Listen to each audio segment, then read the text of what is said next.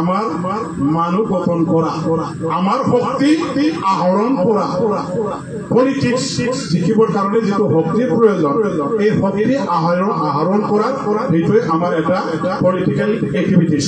আৰু সেই এক্টিভিটিছত এতিয়া আমি নামিছো আৰু আমি নামিছো এতিয়া মেল যেতিয়া উদ্বোধন কৰিলে প্ৰকাশ বসুমতাৰী এমচিএলএ ডাঙৰে তেখেতে ভালেখিনি কথা কৈ গ'ল আৰু আপোনালোকেও সেইটো অৱগত নিশ্চয় সকলোৱে গম পাইছে আজিৰ পিটিচি চৰকাৰ এটা ফেৰালাইজ চৰকাৰ আজিৰ পিটিচি গভৰ্ণমেণ্ট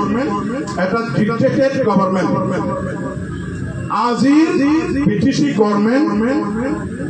এটা মানে নিজা ববিয়াকে স্বতন্ত্ৰভাৱে কাম কৰিব পৰা সিদ্ধান্ত লৈ আগবাঢ়িব পৰা চৰকাৰ নহয় আৰু ইয়াৰ কাৰণে তেখেতসকলৰ ওপৰত আজি সমালোচনা যে প্ৰমোদ বড়োৱে একো কাম কৰিব পৰা নাই হাগামাৰ আমলত এনেকুৱা হৈছে মই আজি কিন্তু প্ৰেজেন্ট পিটিচি গভৰ্ণমেণ্টক সমালোচনা কৰিবলৈ যাওঁতে আমি যিসকলে গভৰ্ণমেণ্টত আছে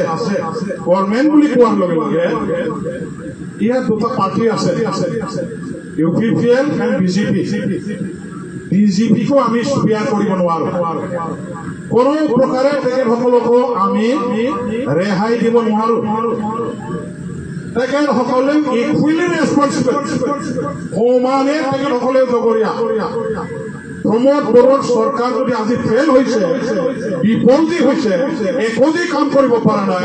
ইয়াৰ কাৰণে ইকুৱেলি ৰেছপন্সিবল আমাৰ বিজেপি দলেও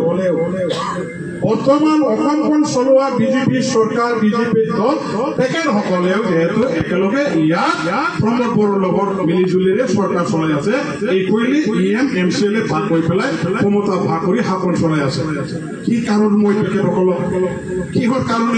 দুৰ্বলতাৰ কাৰণে মই তেখেতসকলক স্বীকাৰ কৰিম আমি এই অঞ্চলত এই বৰ্তমান তেখেতসকলকো ৰাইজৰ আগত ৰাইজৰ ধাৰ কৰাত আমি থিয় কৰাব লাগিব ৰাইজৰ ধাৰ কৰাত তেখেতসকলকো আমি থিয় কৰাব লাগিব যে তেওঁলোকে বিফল হৈছে বিফল হোৱাৰ সমান বৰ্তান্ত তেখেতসকলেও ল'ব লাগিব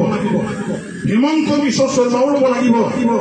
দিলীপ শইকীয়াও সমানে ইয়াৰ দায়িত্ব ল'ব লাগিব অকল প্ৰমোদ বড়ো নহয় অকল ইউপিপিএল নহয় কেনে আপোনালোকে কাম কৰিব পৰা নাই আজি ইউনিভাৰ্চিটি হোৱা নাই আজি